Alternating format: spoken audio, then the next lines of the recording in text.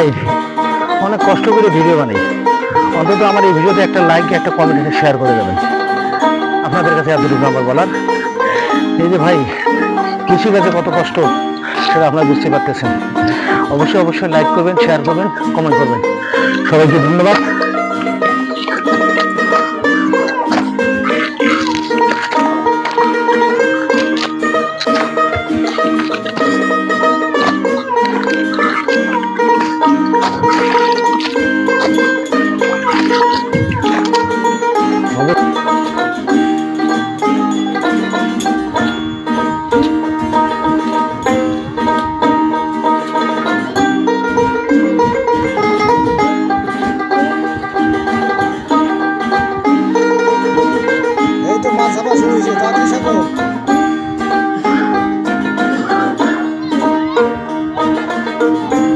ভালো আছেন তো?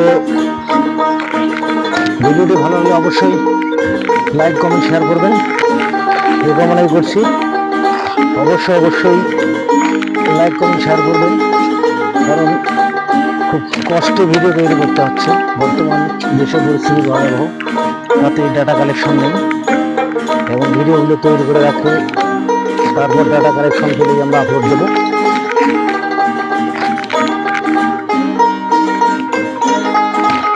তো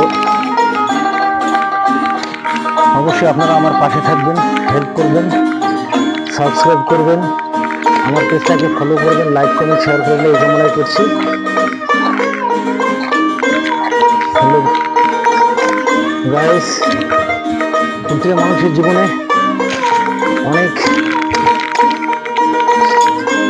সুখ দুঃখ চড়াই উঠেই আছে। তো আমরা কৃষক, কৃষিকাজ করি, কৃষকদের কত পরিশ্রম করতে হয় সেটা অবশ্যই বুঝতে পারতেছেন।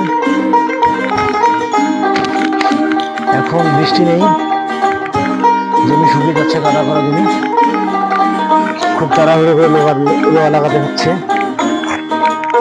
তো লোকের অভাবে আমরা নিজের কাজ করতেছি, খুব পরিশ্রমের মধ্যে দিন যাচ্ছে। অবশ্যই অবশ্যই আমার পেজটাকে লাইক করে শেয়ার করবেন, এই কামনাই করছি। সবাইকে আবারও শুভেচ্ছা জানিয়ে আপনাদের কাছে এটাই আশা করছি, অবশ্যই অবশ্যই লাইক কমেন্ট শেয়ার করবেন এবং আমার পেজটাকে ফলো করবেন।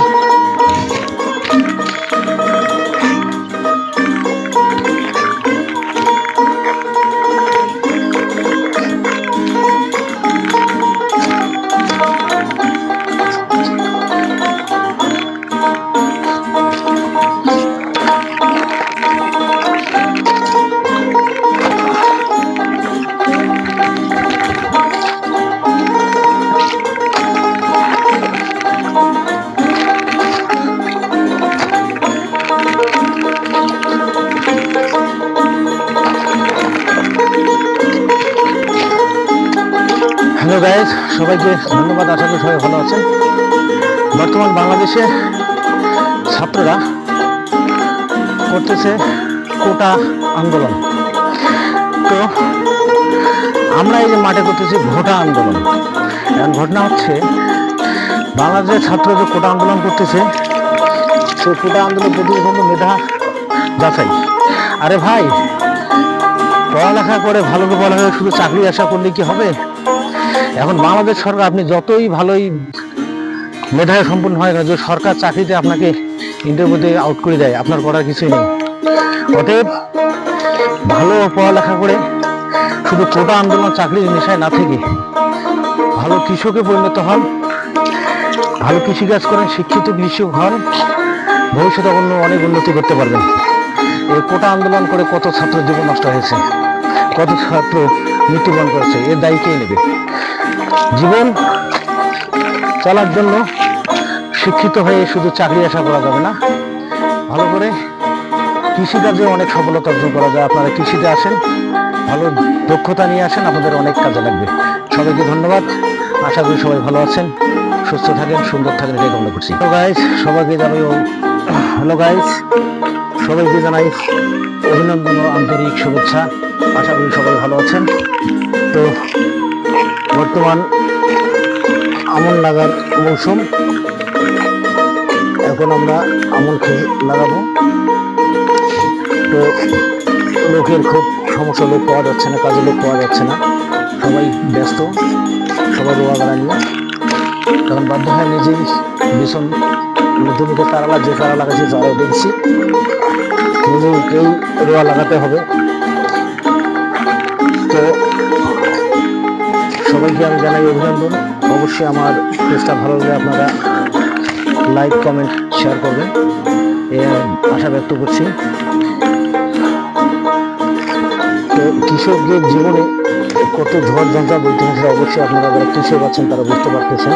আর যারা শহরে আছেন তারা কৃষিকাজের মর্ম কি সেটা অত তাড়াতাড়ি বুঝবেন না। তো আপনাদের কাছে এতটুকু চাওয়া, অবশ্যই আমার পেজটাকে ফলো করবেন, লাইক করবেন, শেয়ার করবেন ও কমেন্ট করবেন। সবাই ভালো থাকবেন, সুস্থ থাকবেন, এই জন্য করছি। ধন্যবাদ।